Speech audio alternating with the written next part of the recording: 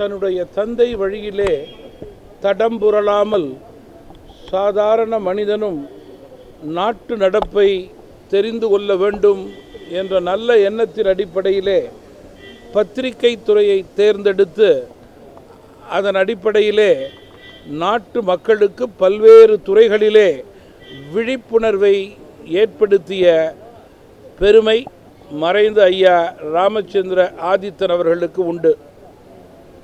மேலும் அவர்கள் பத்திரிகை துறையிலே புதுமையை ஏற்படுத்தி அதற்கேற்றவாறு இன்றைக்கு இருக்கின்ற பத்திரிகை துறையினுடைய மிக சிறப்பான முன்னேற்றத்திற்கு அவர் காலத்திலேயே அடித்தளமிட்டதை நான் நினைவு கூற விரும்புகிறேன். மேலும் அவர் வழியை வாழையடி வாழையாக நம்முடைய அனைவருடைய மதிப்பையும் பெற்ற ஐயா கண்ணன் ஆதித்தன் அவர்கள் இன்று மாலை முரசு பத்திரிகையையும் தேவி வார இதழையும் தமிழக மக்களுடைய எண்ணங்களை பிரதிபலிக்கும் வகையிலே மிக சிறப்பான முறையிலே நடத்தி வருவது பத்திரிகை துறைக்கு பெருமை சேர்க்கிறது.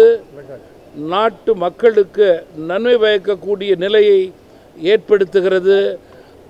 அவர்களுடைய இந்த உகந்த பணி மேலும் தொடர சிறக்க வளர ஐயா ராமச்சந்திர ஆதித்தனார் அவர்களது நினைவு நாளிலே நாங்கள் அவர்களோடு துணை நிற்கின்றோம் என்பதை தெரிவித்துக்கொண்டு இன்றைக்கு அவர்களது திருவுருவப் படத்திற்கு மாலை அணிவித்து மரியாதை செலுத்தியது அவர்களது பெருமைக்கும் புகழுக்கும் மேலும் உகந்தது என்று தமிழ் மாநில காங்கிரஸ் கட்சி கருதுகிறது.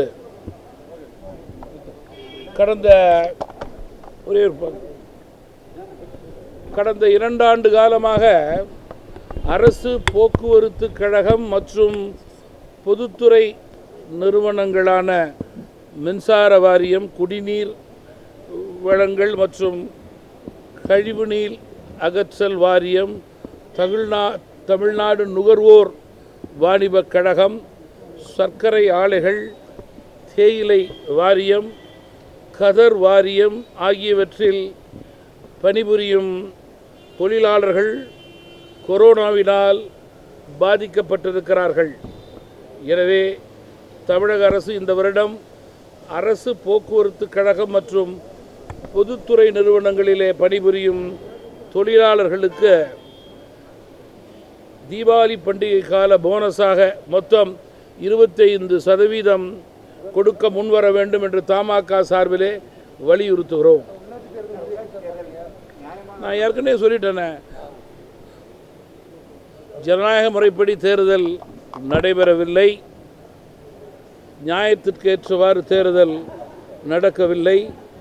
இது இயற்கையான தேர்தல் அல்ல, செயற்கையான தேர்தலாகவே தமிழக மக்கள் பார்க்கிறார்கள்.